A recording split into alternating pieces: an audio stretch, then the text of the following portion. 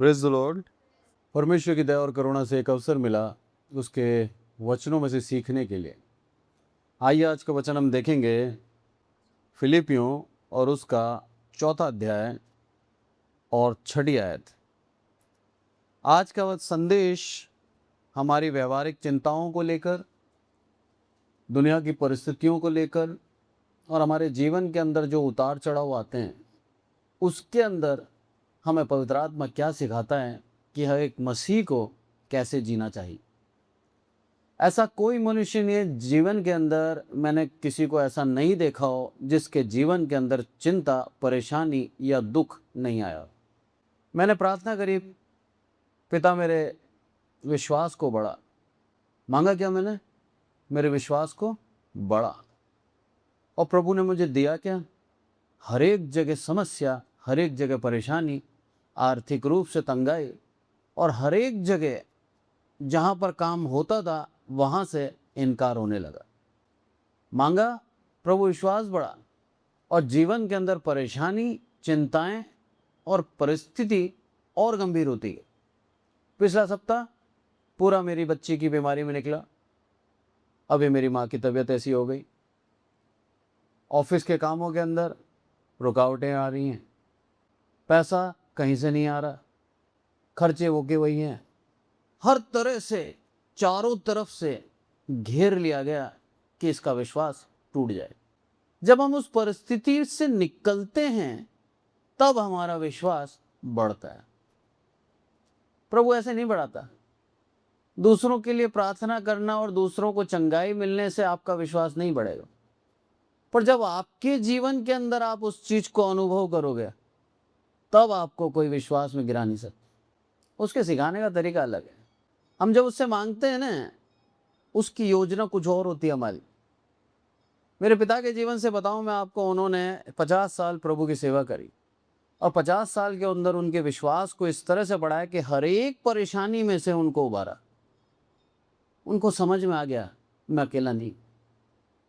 आज मैं पूर्ण रूप से अकेला हूं, अगर सांसारिक रूप से देखा जाए तो मेरा कोई सपोर्ट नहीं, पर परमेश्वर की दृष्टि से देखा जाए तो प्रभु सदैव मुझे अपने दाहिने खड़ा रखता है।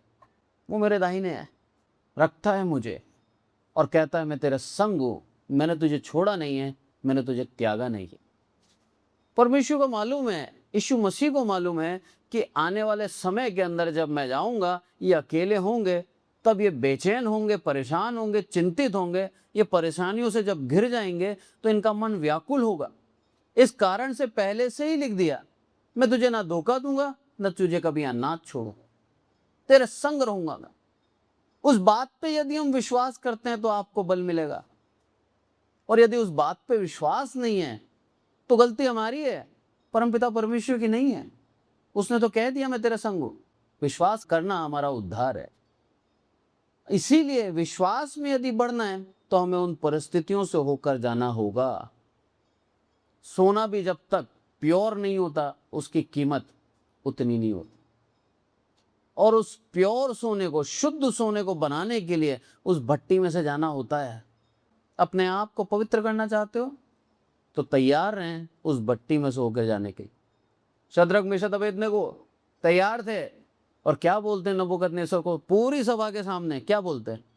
बोला, हे राजा, हमारा परमेश्वर तेरे हाथ से छुड़ाने की शक्ति सामर्थ रखता है, और यदि नहीं भी छुड़ाता तो हम तेरी बनाई हुई इस प्रतिमा के सामने अपना सर नहीं झुकाएंगे। ये परिस्थिति, उस आखिरी पल तक विश्वास योग्य रहना, ये हमें विश्वास में बढ़ाता है।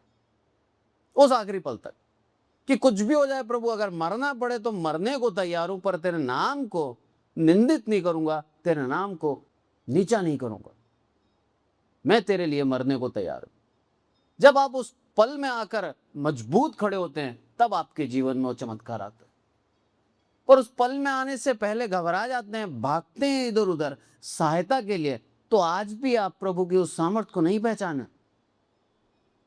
हमें उसकी सामर्थ को जानना है, पहचानना है, तो उस पल में, उस परिस्थिति में, उस अवसर में जाना होगा। एक अगुआ बनना आसान नहीं होता, बहुत मुश्किल है, बहुत मुश्किल। आपके शब्द किसी को अगर चोट पहुंचाते हैं तो आप एक सच्चे अगुवे नहीं हैं। प्रभु यीशु मसीह के जीवन से आप देखिए, उनके सारे सुसमाचार से आप देखिए, उनके सारे दृष्टांतों से देखिए, उनकी बातों में नम्रता थी और उनकी बातों में इतनी मिठास थी कि किसी को भी चोट नहीं पहुंची। आज प्रभु यही चाहता है, इस तरह से हम बात करें, इस तरह से हम सिखाएं कि किसी के मन को ठेस ना पहुंचे और कोई अपने मन के अंदर कठोर ना हो जाए। अब आप आए फिलिपियों के अंदर और उसका 4:6 पढ़ें। किसी भी बात की चिंता मत करो, परंतु हर एक बात है तुम्हारे निरंतर प्रार्थना और विनती के द्वारा धन्यवाद के साथ परमेश्वर के सम्मुख उपस्थित किए जाए। आमीन। यहां पर साफ साफ कहता है पौलुस, किसी भी बात की चिंता मत करो। घर में बीमारी है, चिंता मत कर। घर में खाना नहीं है, चिंता मत कर। तेरे को ईएमआई देनी है, तेरे अकाउंट में पैसा नहीं है, चिंता मत कर। बच्चे ख्वाहिश उनकी पूरी नहीं कर पा रहा, चिंता मत कर। बच्चों को नए कपड़े दिलाए हुए सालों हो गए, चिंता मत कर। कैसी भी परिस्थिति है, चिंता मत कर। पर जो भी तेरे निवेदन हैं, उन निवेदन को क्या कर, परमेश्वर के सामने उपस्थित जानकर उसको रख, सम्मुख रख, उसको प्रभु के सामने रख। ये पूर्ण रूप से अब परमेश्वर की इच्छा पे है। क्या प्रभु तुझे अभी इसका निवारण देता है, या प्रभु चाहता है और विश्वास में तू बढ़े? जैसे एक पिता होता है ना, पिता पुत्र क्या बोलता है, मेरे पास पैंट फट गई है, मेरे को एक पैंट दिला। पिता चाहे तो तुरंत दिला सकता है, पर पिता क्या बोलता है, दिला देंगे। तुरंत नहीं दिला देंगे, दिला देंगे। और वो 2 दिन बाद दिलाए, 1 महीने बाद दिलाए, कभी भी दिलाए, उसके कान तक पहुंच गई। उस बच्चे के जो निवेदन था, मुझे एक नई पैंट चाहिए, उसको मिलेगी। ऐसे ही पौलुस बोल रहा है, तुम तुम्हारे निवेदन को क्या करो, परंतु हर बात में तुम्हारे निवेदन प्रार्थना और विनती के द्वारा धन्यवाद के साथ किसके सामने उपस्थित किए जाए, परमेश्वर के सामने। धन्यवाद प्रभु, तूने मेरे जीवन में पल डाला। धन्यवाद प्रभु, मेरे जेब में पैसा नहीं है। धन्यवाद प्रभु, मेरी जरूरतों के अंदर तू मेरे साथ खड़ा है। धन्यवाद प्रभु। और उन चिंताओं को धन्यवाद के साथ किसके सामने रखें, यीशु मसीह के सामने रखते। अब प्रभु यीशु मसीह की इच्छा के अनुसार आपके जीवन में होगा। कई बार हम सोचते हैं ये मिले हमें, वो नहीं मिलता। उससे उत्तम और उससे अच्छा प्रभु हमें देता है। थोड़ा समय लगता है, पर आपके जीवन में उत्तम करता है प्रभु। हमको मजबूत करता है विश्वास में, हमारे जीवन से लालच दूर करता है, उसके बाद हमें देता है। अगर हमारे जीवन के अंदर वो अशुद्धि बनी हुई है और फिर हमें देता है, तो आप जान लो और आप बिगड़ जाए। इसलिए हमें प्योर करता है वो। बोला किसी बात की चिंता ना कर। आज दुनिया का माहौल क्या है, यूक्रेन रशिया का युद्ध खत्म नहीं हुआ। ईरान, अमेरिका, इसराइल, हिजबुल्ला, और पूरी स्थिति गंभीर है। सीज फायर को शायद खत्म हो जाए, या सीज फायर के लिए कोशिश कर रहे हैं। मैंने काफी समय से न्यूज नहीं देखी, और परिस्थिति तनावपूर्ण है। आज भी स्ट्रेट ऑफ हॉर्मुज, जो वो कोना है जहां से सारी दुनिया को तेल पहुंचता है, वो भी ईरान के कब्जे में। उससे होगा क्या? अगर हम भविष्य प्रिडिक्ट कर सकें, उसको बता सकें, तो एक सांसारिक रूप से हम क्या बताएंगे उसको, साहब तेल की कीमतें बढ़ जाएंगी। तेल की कीमत बढ़ने से जितना भी यातायात है वो महंगा हो जाएगा, ट्रांसपोर्ट महंगा हो जाएगा, ट्रांसपोर्ट महंगा होने से हमारी खाने की वस्तुएं महंगी हो जाएंगी। 100 बात की एक बात, जेब पे असर पड़ेगा। अगर वो युद्ध नहीं रुका तो, अगर उनके बीच में सुलह नहीं हुई तो जो आज हम थोड़ा सा कमा रहे हैं वो पर्याप्त नहीं होगा हमारे पूरे 1 महीने के खर्चे के लिए। युद्ध कहां चल रहा है? दूसरे देश में। असर कहां पड़ रहा है? भारत के अंदर। और ऐसे कई देशों के अंदर जहां पर पूर्ण रूप से उस तेल की पहुंचाने से उनके देश के अंदर यातायात चलता है। उन सारे छोटे मोटे देशों के अंदर हर जगह ये परिस्थिति आएगी। प्रभु क्या बोल रहा है? चिंता मत कर, आने वाले कल की चिंता मत कर। तेरे जीवन में क्या होगा सब लिख रखा है मैंने। तेरी हर एक जरूरतों को पूर्ण करूंगा मैं। तेरी हर एक आवश्यकताओं को पूर्ण कर चुका हूं मैं, इसीलिए तू चिंता मत कर। विश्वास में बने रहे। दुनिया कैसी भी परिस्थिति, कैसे भी तनाव में है, पर एक विश्वास ही विश्वास के साथ खड़ा रहे। आज का वचन यही कह रहा है। तुम्हारा विश्वास डगमगा ना जाए उस परिस्थितियों को देखकर। तुम घबरा ना जाना उन परिस्थितियों को देखकर जो आने वाली हैं, क्योंकि हर एक परिस्थिति में मैं तुम्हारे साथ खड़ा हूं। ये पौलुस समझाना चाह रहा है। पौलुस का जीवन आसान नहीं था। पौलुस का जीवन बहुत ही, अगर सांसारिक रूप से देखा जाए तो दुखमय था। उसके पास पर्याप्त तो भोजन भी नहीं होता था, कई बार खाने के लिए भूखा रहना पड़ता था उसके। अनादर सहा उसने, मार सही उसने, उसके कपड़े खींच के उतार दिए गए, उसको बेइज्जत किया गया, उसको बड़ी सभा के अंदर बोला गया कि तेरे ज्ञान ने तुझे पागल बना दिया है। अब आप सोचिए, उसको दोषारोपण किया गया, उसको बेइज्जत किया गया, उसका अनादर किया गया, उसको मारा गया, यहां तक कि उसको जेल में भी डाल दिया गया। हर एक दुख उसने सहा, उसके बावजूद भी पौलुस क्या बोलता है? मैं आनंदित हूं। और हमें भी सलाह देता है कि हम आनंदित रहें। चौथी आयत पढ़े आप, 4:4। प्रभु को सदा आनंदित रहो, मैं फिर कहता हूँ आनंदित रहो। आमीन। प्रभु में सदा आनंदित रहो। अरे एक छोटी सी बेइज्जती कोई कर दे, हमारा आनंद छिन जाता है। थोड़ा सा हमें कोई सुना जाए, हम अंदर ही अंदर कुड़ते हैं कि मैं उसे कुछ बोल नहीं पाया। यहां पर क्या बोल रहा है प्रभु? पौलुस क्या समझा रहा है? प्रभु में सदा आनंदित रहो। और मैं फिर कहता हूं आनंदित रहो। 2 बार कहा उसने। इस बात को पक्का कर रहा है कि हर परिस्थिति के अंदर तुम्हें आनंदित रहना है, क्योंकि परमेश्वर तुम्हारे संग है, परमेश्वर तुम्हारी ओर देख रहा है। एक पिता जब तक होता है ना, पुत्र किसी भी बात से घबराता नहीं है। ये मेरे जीवन का अनुभव मैं बता रहा हूं आपको। 14 अगस्त 2023 पापा इस दुनिया से चले, और आज 2026 है। कितने साल हुए हैं? लगभग 2.5-3 साल। उन 2.5-3 साल के अंदर मेरे को ये समझ में आ गया अकेला जीना क्या होता है। उनकी प्रार्थनाओं के द्वारा मेरा घर चल रहा था, उनके आशीष के द्वारा मैं स्थिर था, उनके खड़े रहने से मेरे अंदर एक बल था। तो मैं आर्थिक रूप से परेशान नहीं हूं, पर वो आत्मिक रूप से जो मेरे एक बल थे, वो बल चला गया।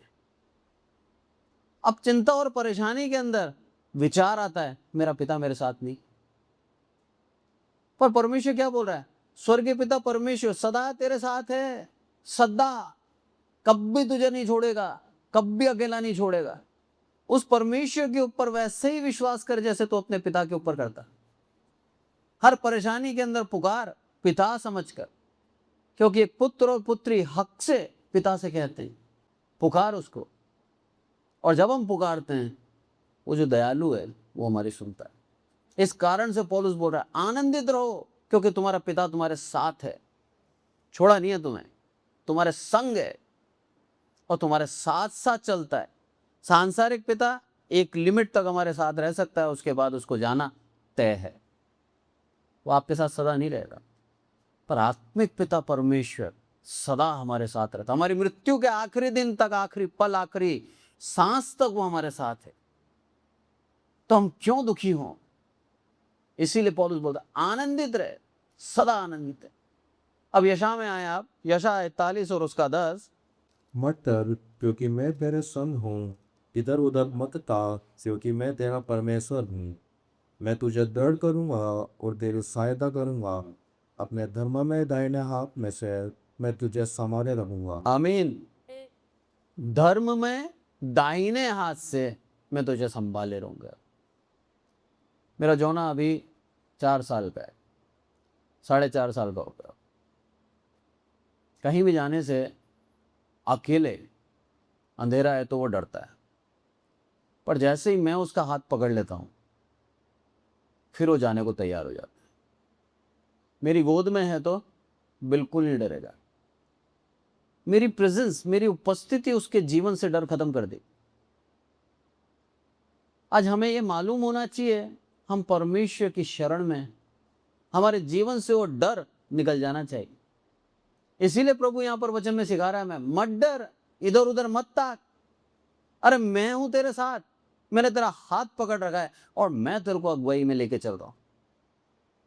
अरे उन कांटों भरे रास्ते पे भी मैं हूं तेरे साथ, उन परेशानियों के अंदर भी मैं हूं तेरे साथ, हर परिस्थिति में मैं हूं तेरे साथ, मैंने तेरा हाथ नहीं छोड़ा है। वो विश्वास के साथ हमें जीवन को जीना है। हम अकेले नहीं हैं। आज भले ही मेरा सांसारिक पिता मुझे 2023 में छोड़ के चले गए, पर आत्मिक पिता परमेश्वर सदा हर पल मेरे साथ रहता है। वो पिता मेरे को बल देता है, ताकत देता है, वचनों के द्वारा नया एक ऊर्जा देता है, जिसके द्वारा मैं उन परेशानियों से विजय प्राप्त करता, जिसके द्वारा मैं हर विपत्ति को धन्यवाद के साथ हरा देता। आपके जीवन में धन्यवाद बहुत जरूरी, बहुत जरूरी। पिछले ही दिनों मेरी बच्ची के कान की बाली हो गई, सोने की थी। मैंने प्रभु तेरा धन्यवाद, पता लगा बाथरूम में नहा रही थी, बाथरूम के कोने में मिल गई। सिंक है, बह जाता, उस नाली में से बाहर चली जाती, प्रभु ने बचा ली। उसी दिन 1 घंटे बाद मेरी मम्मी नहाने गई, उनके कान का टॉप्स गिर गया। मैंने प्रभु तेरा धन्यवाद। हो सकता है नुकसान होना है, होने दो। और दया देखो आप, वो रूम के अंदर ही उनको मिल गई। हर अवस्था में आपके पास जब पैसा नहीं होता ना, तभी आपके जीवन के अंदर आपको आर्थिक रूप से शैतान नुकसान देता है। पैसा है आपके पास और आपका नुकसान होगा तो क्या सोचोगे? कोई फर्क नहीं पड़ता, पैसा पड़ा है। दुख होगा, ऐसा नहीं है दुख नहीं होगा, पर आपके पास महीना चलाने के लिए एक्स्ट्रा है। पर जब आपके पास है ही नहीं और इसमें आपके पास जब खत्म होता है और उसमें जब नुकसान होता है, तब हम अंदर से टूटते हैं। अब क्या होगा? यही चाहता है शैतान आज हमारे मन के अंदर ये बुलवाना, अब क्या होगा। ये अब क्या होगा अविश्वास को दर्शाता है। कैसे करेंगे? अविश्वास को दर्शाता है। प्रभु नहीं चाहता कि हम अविश्वासी हों या अल्प विश्वासी हों, हमारा विश्वास कम हो, ऐसा नहीं चाहता प्रभु। इसलिए उन परिस्थितियों के अंदर जैसे ही आपका मन दुखी हो, धन्यवाद दे दो, प्रभु आपको उस अवस्था से निकालेगा। जैसे ही धन्यवाद देते हैं, हमारा मन विपरीत हो जाता है, दुख से आनंद में बदल जाता है, उस परेशानी से विजय प्राप्त कर लेते हैं और हम परमेश्वर के नजदीक होते हैं। अय्यूब के जीवन से सीखिए आप। अय्यूब के जीवन के अंदर उसके बच्चों को मार दिया शैतान ने, उसकी धन संपत्ति लूट ली शैतान ने, दुश्मनों को भेजकर उसके खड़े खेत में आग लगा दी, सब खत्म। जो व्यक्ति अपने पैरों को मलाई से धोता था, जो व्यक्ति एक राजा के समान बैठा करता था, जिसके दास दासियां बहुत थे, जिसके कई हजार पशु थे, ऐसे व्यक्ति के एक ही दिन के अंदर, एक ही समय के अंदर एक के बाद एक विपत्ति आती गई और सब कुछ लूट लिया गया। क्या बोलता है वो? परमेश्वर का नाम धन्य रहे, आमीन। मैं वस्त्रहीन आया था, वस्त्रहीन ही चला जाऊंगा। परमेश्वर का नाम धन्य रहे। उसके उस वाक्य ने, उसकी उस बात ने उसको परमेश्वर के सामने निर्दोष रखा। ये बताया कि प्रभु मुझे विश्वास है तुझके ऊपर, हर एक परिस्थिति के अंदर तू मेरे साथ। अगर ये सब कुछ भी हुआ है मेरे जीवन के अंदर, तो तेरी इच्छा और तेरी मर्जी से हुआ है। और जब तेरी इच्छा और तेरी मर्जी इस अवस्था में मुझे लेके चलने की है, तो तूने मुझे अकेला नहीं छोड़ा है, तू मेरे साथ। इसलिए हम धन्यवाद दें उसको। अगर आप पाप में गिरते भी हैं, तो प्रभु चाहता है उस पाप से निकाल कर आपको एक शुद्ध और पवित्र कर दिया, उस अपराध बोध डालकर आपको क्षमा मंगवा दे और आप क्षमा मांगकर उस पाप से शुद्ध हो जाए। धन्यवाद दें उसका, उसने आपको छोड़ा नहीं है, वो आपके संग है। इसलिए बोल रहे हैं यहां पर, दोबारा पढ़ रहा हूं मैं, मत डर। एक छोटा सा शब्द है, मत डर, सारी चिंताओं से हमें उबार देता है।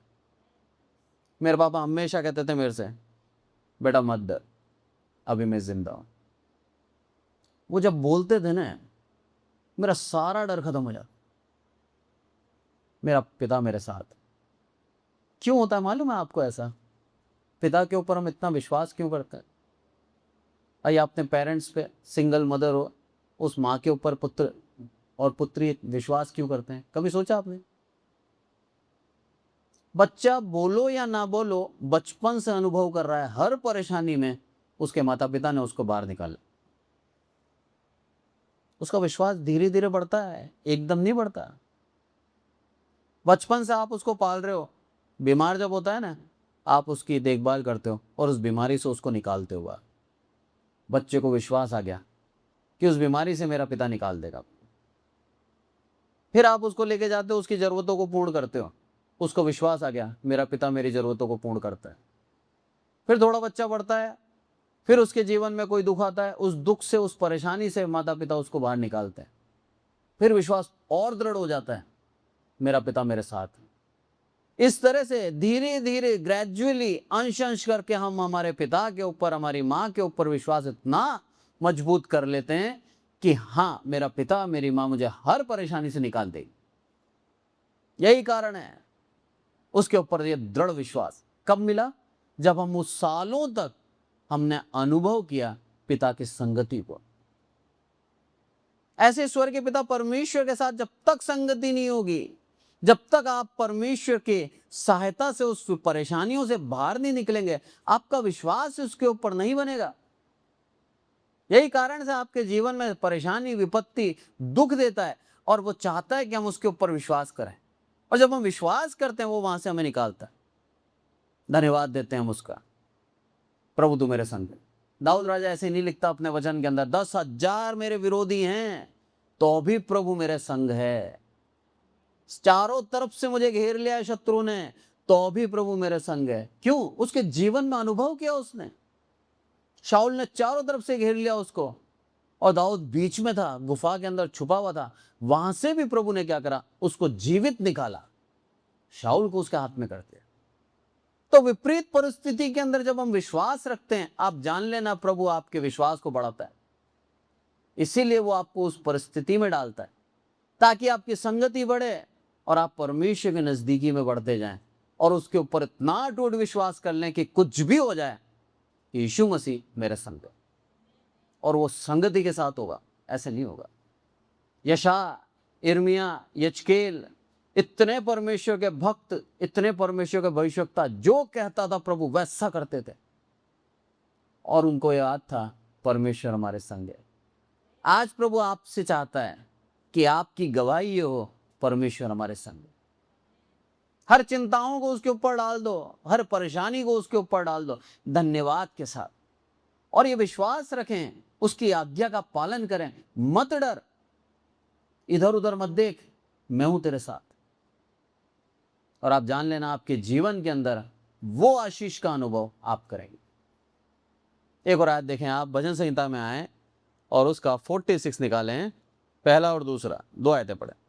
परमेश्वर हमारा संरक्षता और बल है, संकट में अति सहज से मिलने वाला सहायक।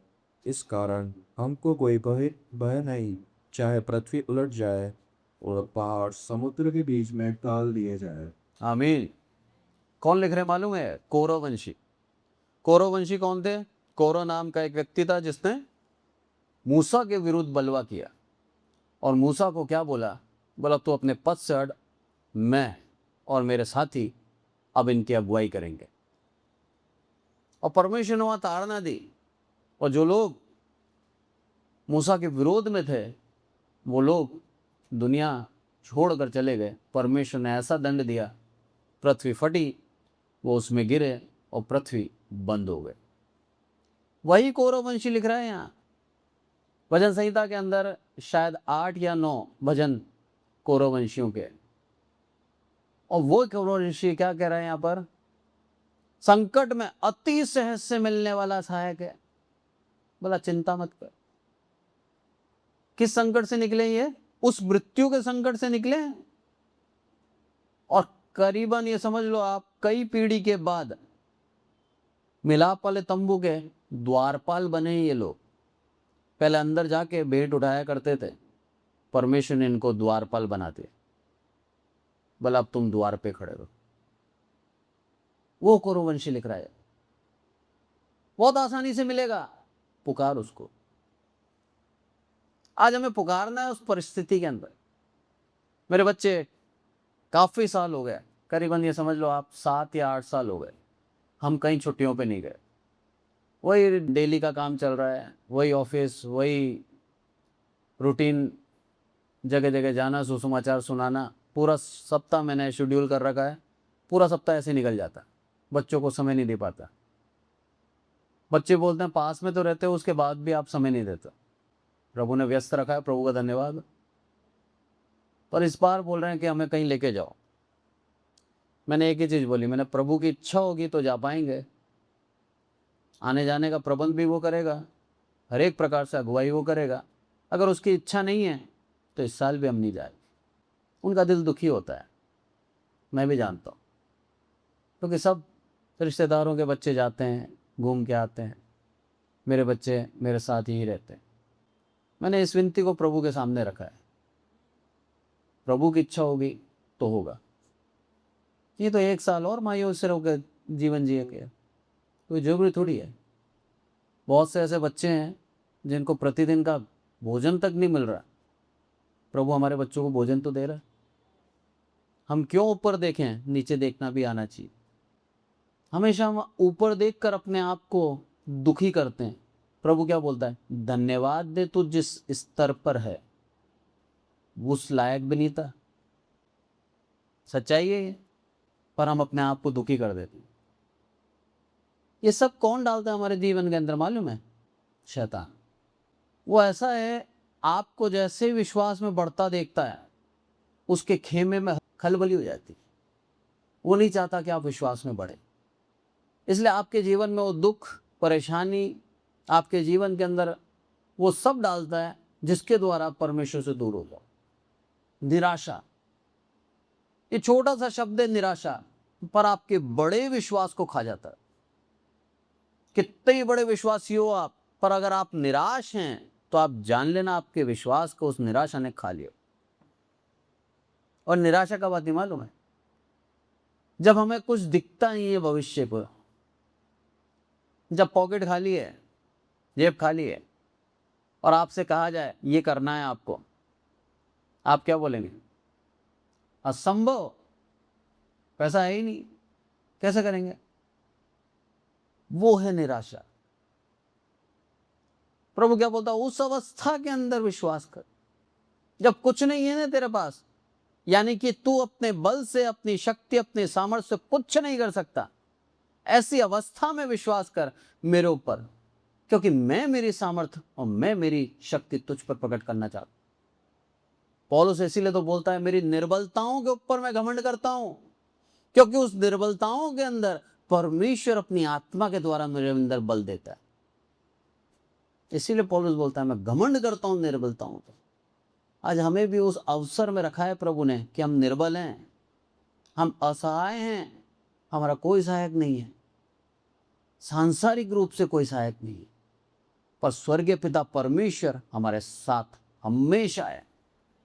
इसलिए कौरवंशिया लिख रहे हैं, बड़े गर्व के साथ लिख रहे हैं, संकट में अति सहज से मिलने वाला सहायक है वो, आसानी से मिलता है। पुकार कर देख, तेरे जीवन के अंदर जो तेरी निराशाओं के अंदर तू घिरा हुआ है, उस निराशा में पुकार के देख, परमेश्वर तेरी सुनेगा।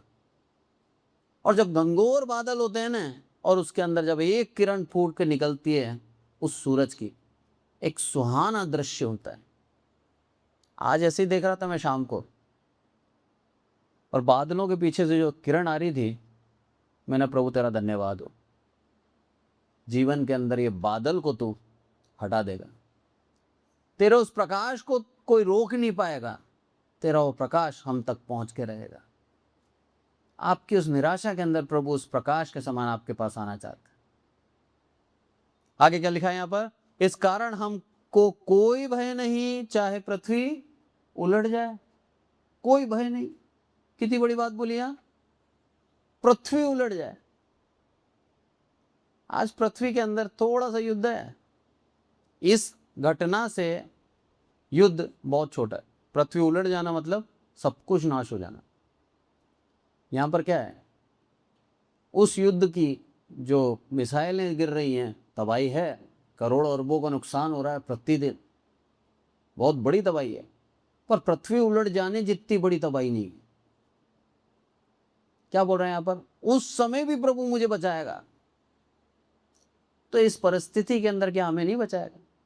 परमेश्वर हमारे साथ है। एक और आयत निकालें आप, 2 तीमुथियुस 1:7। क्योंकि परमेश्वर ने हमें भय की नहीं पर सामर्थ्य और प्रेम और संयम की आत्मा दी। उस आत्मा के गुण क्या क्या है? सामर्थ्य, प्रेम और संयम। आपके जीवन के अंदर पाप आपको मजबूर करता है, आप पाप कर देते हैं, यानी कि आपके जीवन में संयम नहीं है। आप पवित्र आत्मा से परिपूर्ण हैं, यीशु को प्रभु कह के पुकारते हैं, सभाओं के अंदर जाते हैं, प्रार्थनाएं करते हैं, परमेश्वर आपकी प्रार्थना का उत्तर भी देता है, सारी बातें हैं, और उसके बावजूद भी आप एक दूसरे से यदि प्रेम नहीं रखते, तो प्रभु क्या समझा रहे हैं यहाँ पर? ये आत्मा मेरी ओर से नहीं। आप परमेश्वर के करीब हैं, अपने आप को मसीह भी कहते हैं, और उसके बावजूद भी आप हारे हुए हैं, तो आत्मा आपके अंदर अभी भी कार्य नहीं कर रही। क्योंकि लिखा है ना यहाँ पर, भय का नहीं सामर्थ्य का आत्मा दिया। तो यानी कि हम विजेता हैं, हम पहले ही जीत चुके हैं हर विपत्ति से, तो हम आनंदित रहें। इसीलिए पौलुस बोलता है, क्यों डरते हो तुम, आनंदित रहो। तो हमने क्या सीखा कि कैसी भी परिस्थिति क्यों ना हो जीवन के अंदर, कैसी भी चिंता का विषय क्यों ना हो जीवन के अंदर, हम धन्यवाद के साथ प्रार्थना विनती प्रभु के सम्मुख रखें और सदा आनंदित रहें। हम कभी भी दुखी ना हो, क्योंकि परमेश्वर कहता है हमसे, मत डर, इधर उधर मत ताक, मैं तेरे संग हूं। और जब वो हमारे संग है, तो हम कितनी धीमी आवाज में पुकारें, संकट के अंदर अति सहज आसानी से प्रभु हमारी सुनता है। दूर नहीं है हमारे, वो संग है वो। और यहां पर क्या बोलता है, स्पष्ट करता है उसी बात को, डरो नहीं, भय का आत्मा नहीं दिया है तुम्हें, तुम्हें बल और सामर्थ का आत्मा दे, मैं हूं तुम्हारे साथ। एक पुत्र जब भयभीत होता है ना, और उसका पिता अगर बलवान है, तो पिता सबसे पहले क्या बोलेगा मालूम है? अरे क्यों डर रहा है, मैं हूं तेरे साथ। सबसे पहले एक शब्द रहता है उसका, चल कौन है मैं देखता हूं, क्योंकि पिता बलवान है। प्रभु यीशु मसीह परम पिता परमेश्वर से बड़ा बलवान कोई है क्या? कोई नहीं, वो हमारा पिता है। इसीलिए वो कहता है, क्यों डरता है तू, मैं हूं तेरे संग। क्यों तेरे जीवन के अंदर दुख के अंदर जी रहा है, तू आनंद के साथ जी। इन सारी परेशानियों से तुझे विजय दिला चुका हूं मैं। उस समय तक धीरज दादा, उस समय तक इंतजार कर, तेरे जीवन के अंदर बड़े बड़े काम मैंने कर दिए हैं। हमें विश्वास रखना है। डॉक्टर एम ए थॉमस के विषय में बताऊं मैं आपको, केरल में रहते थे, एक सामान्य परिवार के अंदर खेती का काम करते थे, बहुत ही साधारण जीवन था। परमेश्वर ने उस जवान के दिल के अंदर ये अगुवाई करी, बोला तू मेरे लिए राजस्थान जाएगा। उस व्यक्ति ने भाषा नहीं जानते हुए, जेब में पैसा नहीं है, और उस अवस्था के अंदर परमेश्वर से वादा किया, हाँ प्रभु मैं जाऊंगा। आज वही व्यक्ति के उस निर्णय के द्वारा इमैनुअल इतनी बड़ी संस्था हुई है, इतने ढेर सारे चर्च हैं, इतने ढेर सारे स्कूल हैं, अनाथ आश्रम है, विधवा आश्रम है, और परिस्थितियां देखो आप, हर एक प्रकार की विपत्ति के अंदर आज भी इमैनुअल दृढ़ और स्थिर खड़ा है। क्योंकि वो आत्मा कौन सा दिया है? भय का नहीं दिया, सामर्थ्य का आत्मा दिया। आपके विरुद्ध में बड़ी बड़ी शक्तियां हैं, उसके बावजूद भी परमेश्वर आपके सम्मुख है, साथ है, खड़ा है, और बोलता है मैं इस संस्था को चलाऊंगा। और प्रभु ही चला रहा है, और कोई नहीं चला रहा। जिसको भी बिठा रखा है, उसको एक समझ और बुद्धि का आत्मा देता है प्रभु, और वही कार्य कराता है जो परमेश्वर की ओर से नियुक्त है, ताकि इस संस्था को उन्नति मिले, और उस जो महान दास डॉक्टर एम ए थॉमस ने जो बलिदान दिए हैं, उस बलिदान को सम्मान मिले। परमेश्वर सब जानता है। लिखा है वचन के अंदर, यदि तुमने किसी भी को मेरे नाम से जो आता है, एक कटोरा ठंडा पानी भी पिलाया ना, मैं उसका प्रतिफल सदा स्मरण रखूंगा, सदा। और मैं आपके घरों के अंदर कई बार आया हूँ, आपने कितना अच्छा अच्छा मेरे को स्वागत किया है, खाना खिलाया, पानी पिलाया, नाश्ता कराया, कोल्ड ड्रिंक पिलाई, अच्छे से अच्छा आपने मेरे को दिया। प्रभु भूलेगा उसको? नहीं भूलेगा, क्योंकि उसका वचन लिखा है, मेरे नाम से यदि कोई आता है और तुमने इसीलिए उसका आदर किया क्योंकि वो मेरे नाम से आता है, तो उसका प्रतिफल तुम्हें मिलेगा। ये सिखा रहा है प्रभु। इसीलिए हम धन्यवादी हों कि हम प्रतिफल पा चुके, हमारा प्रतिफल सुरक्षित है, हम विजेता हैं, हम घबराए नहीं, डरे नहीं। दुनिया में कैसी विपत्ति क्यों ना आ जाए, परमेश्वर हमारे संग है, परमेश्वर हमें अगुवाई करता है, हाथ पकड़ कर लेके चलता है। लिखा है साम साफ साफ, दाहिने हाथ से मैं तुझे क्या करूंगा, लेके जाऊंगा। हाथ पकड़ के लेके चलता है। हमें भयभीत नहीं होना है, हमें वो आत्मा नहीं दिया है जो हम डरें, हमें वो आत्मा दिया है जिससे हम बल, सामर्थ और प्रेम हमारे जीवन में। अंत में एक और आयत पढ़ते हैं हम, रोमियो और उसका 8 का 38 और 39। क्योंकि मैं निश्चय जानता हूँ कि न मृत्यु, न जीवन, न स्वर्गदूत, न प्रातः, न वर्तमान, न भविष्य, न सामर्थ, न ऊंचाई, न गहराई, और न कोई और सृष्टि हमें परमेश्वर के प्रेम से जो हमारे प्रभु मसीह यीशु में है अलग पड़ सकेगी। आमीन। क्या बोला? चिंता मत कर, आनंदित रहे, मत डर, तेरे को भय का आत्मा नहीं दिया है। आसानी से मिल जाएगा प्रभु, पुकार। और जब हमें वो आत्मा मिल गया जो भय का नहीं है, किसका आत्मा है वो? सामर्थ, संयम और प्रेम। जब वो आत्मा हमें मिल गया तो उसके बाद हमारे जीवन में कैसी परेशानी आएगी? मैं निश्चय जानता हूं कि ना मृत्यु, सबसे भय किसको लगता है? मनुष्य को मृत्यु से लगता है ना। कोरोना आया था, सब डर गए थे ना। पहला डोज, दूसरा डोज, फिर बूस्टर डोज, 3 इंजेक्शन लगाए साहब। क्या था ये? कहीं ना कहीं भय था। मैं ये नहीं कह रहा कि वो आपको भय नहीं होना चाहिए भय, पर परमेश्वर के हाथ में हमारा जीवन है और मृत्यु है, वो बूस्टर के हाथ में नहीं है। हार्ट अटैक से डरते हैं ना हम, कैंसर से डरते हैं हम, आजकल लकवा बहुत चल रहा है, लकवे से डरते हैं। क्या बोल रहे हैं यहाँ पर? मृत्यु मेरे को परमेश्वर के प्रेम से दूर नहीं रह सकती। इसीलिए पौलुस बोलता है, कल मारता हो तो आज मार दे, मैं तो जाऊंगा और सुसमाचार सुनाऊंगा। वो आत्मा पा लिया जो आत्मा भय का नहीं है। तो हमारे जीवन में यदि मृत्यु का भय भी है तो प्रभु क्या चाहता है? निकाल दो उसको। वो भय नहीं होना चाहिए तेरे जीवन, किसी चीज का भय नहीं होना चाहिए। आगे क्या बोलता है? ना जीवन, ना स्वर्गदूत, ना प्रधानताएं, ना वर्तमान। अब जीवन के विषय में क्या लिखा है? मृत्यु के हम समझ गए साहब, मृत्यु का भय है। जीवन कैसा? एक अच्छा जीवन जीने की लालसा, कि इस पृथ्वी पे आया हूं तो मैं एक लग्जरी लाइफ जीऊं।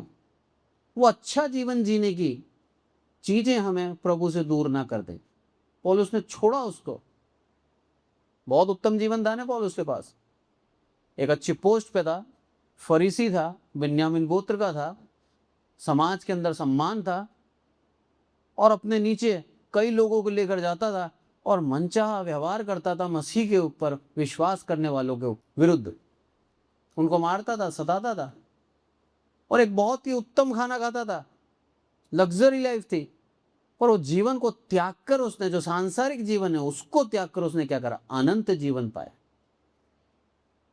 चुनाव हमारे पास है, कुछ सालों का लग्जरी जीवन जीना है या अनंत काल का स्वर्ग राज्य के अंदर हमें बहुमूल्य जीवन जीना है।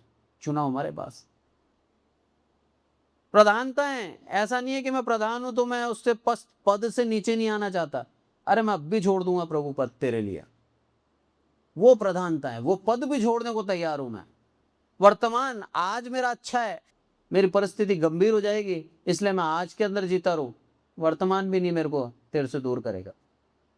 कैसी भी परिस्थिति क्यों ना हो प्रभु, वो परिस्थिति मुझे तुझसे दूर ना करने पाए, क्योंकि वह आत्मा का दान तूने मुझे दिया है जिसमें भय नहीं है। इसलिए आगे बोल रहा है वो क्या? ना भविष्य, ना सामर्थ्य ना ऊंचाई। कोई सामर्थ्य आ जाए मेरे सामने, मैं नहीं डरूंगा। कितना ही ऊंचाई का पद वाला मेरे सामने आ जाए। केसर के सामने जाकर बोला इसने, यीशु मसीह ने मेरे को प्रेरित करके चुना। केसर के सामने, जो रोमी साम्राज्य का हेड था। ऊंचाई और भविष्य, इसको मालूम था भविष्य क्या है, इसको मार डालेंगे, तो भी प्रभु की सेवका इसने नहीं छोड़ी। मतलब परिस्थिति क्यों कैसी भी क्यों ना हो, प्रभु मैं तेरे संग हूं। आगे लिखा है, ना गहराई ना कोई और सृष्टि हमें परमेश्वर के प्रेम से जो प्रभु यीशु मसीह में है अलग कर सकेगी। कैसी भी सृष्टि क्यों ना हो, हम अलग नहीं कर सकेगी, क्योंकि उस प्रेम के अंदर हम बंध गए हैं। एक पिता और पुत्र का प्रेम कब गहरा होता है? जब वो संगति में रहते हैं। परमेश्वर पिता और एक मनुष्य का पुत्र कब गहरा होगा? जब उसका आत्मा हम में वास करेगा और वो आत्मा हमें अगुवाई में लेके चलेगा। उस आत्मा के चलाए हम चलेंगे, आत्मा की सुनेंगे, आत्मा की इच्छा के अनुसार कार्य करेंगे, तब हमारा वो आत्मिक जीवन गहरा हो जाएगा और हम परमेश्वर के साथ अच्छी संगति करें। तब कैसी भी परेशानी क्यों ना हो जाए, हमें परमेश्वर का वो प्रेम से अलग नहीं कर सकता। हमारे जीवन से भय निकल जाएगा, हम हर परिस्थिति में आनंदित रहेंगे, हमारे मुख से सदैव धन्यवाद निकलेगा, क्योंकि परमेश्वर पिता हमारे संग है। धन्यवाद दें देश की उस परिस्थिति के लिए, दुनिया की इस परिस्थिति के लिए धन्यवाद दें, क्योंकि परमेश्वर की योजना के तहत हर एक चीज होती है। इस पूरे विपत्तियों के बीच में, इस पूरी अव्यवस्था के बीच में आज भी यीशु मसीह के कंट्रोल में है सब कुछ। परमेश्वर की इच्छा से है सब कुछ। परमेश्वर की योजना पूर्ण हो रही है। उसका सबसे बड़ा कारण क्या है मालूम है? नीति वचन निकालें आप, नीति वचन 21 और उसका 18 पढ़ें आप। दुष्ट जन धर्मी की चुनौती ठहरता है और विश्वासघाती सीधे लोगों के बदले दंड भोगता है। कई बार विचार आता है ना मन के अंदर, ये दुष्ट लोग को क्यों प्रभु जिंदा रखता है? ये दुष्टता पे दुष्टता करते रहते हैं। क्या लिखा है यहाँ पर? दुष्ट जन धर्मी की छुड़ौती ठहरता है। छुड़ौती क्या है? धर्मी के बदले दुष्ट को दंड दूंगा। धर्मी को दुख उठाना है, दुष्ट को दूंगा। धर्मी के बदले में दुष्ट को दे दिया और धर्मी को वहां से बचा लिया। इस कारण से दुष्ट को रखा गया है, तो हम धर्मी बने। और हम अपने आप धर्मी नहीं बनते, परमेश्वर का आत्मा हमें बनाता है। जब हम उस धार्मिकता में आ जाएंगे, प्रभु की नजदीकी में आ जाएंगे, हमारे लिए दुष्ट छुड़ौती ठहरेगा हमारी। आज दुनिया में कुछ भी हो रहा है परमेश्वर की योजना से हो रहा है। दुष्ट अगर मर रहा है तो परमेश्वर के धर्मी लोगों को छुड़ौती के लिए मर रहा है। धन्यवाद दें प्रभु का। लिखा है विश्वासघाती, पढ़ो उसको दोबारा, 18, 21 का 18। दुष्ट जन धर्मी की चुनौती ठहरता है और विश्वासघाती सीधे लोगों के बदले दंड भोगता है। सीधे लोगों के बदले में कौन दंड भोगेगा? विश्वासघाती। इसलिए प्रभु क्या बोलता है? सीधाई से चल, तेरे दंड को किसी और को भुगताऊंगा। विश्वासघाती भोगेगा तेरे कारण। तुझे सीधाई से चलना है। तू परमेश्वर के नजदीकी में रह, उसकी संगति में रह। परमेश्वर तुझे प्यार करता है। इस कारण से बोलता है मत डर, मैं तेरे संग। इधर उधर मत देख, मैं तेरे पास हूं, तू मेरे दाहिने खड़ा है। तेरे को मैं हाथ पकड़ के लेके चलता हूं, डर मत। मैंने तुझे आत्मा दिया सामर्थ का, प्रेम का, संयम का। उस आत्मा पे विश्वास कर। पुकार मुझे उस संकट के अंदर कि प्रभु मैं फंस गया हूं, निकाल मुझे, निकाल दूंगा। विश्वास रख तो तेरा जीवन में उद्धार पाएगा, क्योंकि मैंने तेरे लिए सब कुछ कर दिया है और धर्मी जन विजेता है। ये चीज प्रभु आज हमें बताता है। आइए प्रार्थना करें। हे हमारे प्रभु, आपका बहुत बहुत धन्यवाद देते हैं मेरे प्रभु। सारी आदर महिमा आपको देते हुए प्रभु, अद्भुत आश्चर्य कर्म आप करते हैं मेरे प्रभु हमारे जीवनों के तहत। आप सामर्थ्य प्रभु हैं मेरे प्रभु, आपका बहुत बहुत धन्यवाद देते हैं। पूजा बहन के जीवन को आपने बचाया मेरे प्रभु, आत्महत्या के ख्याल से मेरे प्रभु उनको आपने अनंत जीवन का मार्ग दिखाया मेरे प्रभु, आपका बहुत बहुत धन्यवाद। साथ ही प्रार्थना करते हैं मेरे प्रभु भाई सैमसन भाई के लिए मेरे प्रभु, उनका ऑपरेशन हुआ ब्रेन क्लॉट का मेरे प्रभु, हम प्रार्थना करते हैं मेरे प्रभु, तहे दिल से चाहते हैं मेरे प्रभु भाई का दोबारा ऑपरेशन ना हो। आपने सामर्थ्य दिया, आपने बल दिया मेरे प्रभु आपके दास को, आपका बहुत बहुत धन्यवाद मेरे प्रभु। आपकी दया आपकी करुणा ऐसे ही उनके जीवन में बनी रहे मेरे प्रभु, हम यही चाहते हैं। बच्चे के जीवन में आपने विश्वास दिया, आपका बहुत बहुत धन्यवाद। साथ ही प्रार्थना करते हैं मेरे प्रभु भाई कमलेश और उनकी वाइफ, जब मेरे प्रभु आते हैं कोटा मार्ग में ही मेरे प्रभु उनको सही सलामत लेके आए मेरे प्रभु। आपकी दया आपकी करुणा सदा इस कलीसिया के ऊपर बनी रहे मेरे प्रभु। आपने हमें इस्तेमाल किया, आपका बहुत बहुत धन्यवाद। हम पापी दुष्ट नालायक थे मेरे प्रभु, सिर्फ और सिर्फ गंदगी ही करना हमारे मन में हमारे विचारों में आता है मेरे प्रभु। उसके बावजूद भी मेरे प्रभु आपकी दया आपका अनुग्रह हम पर है मेरे प्रभु।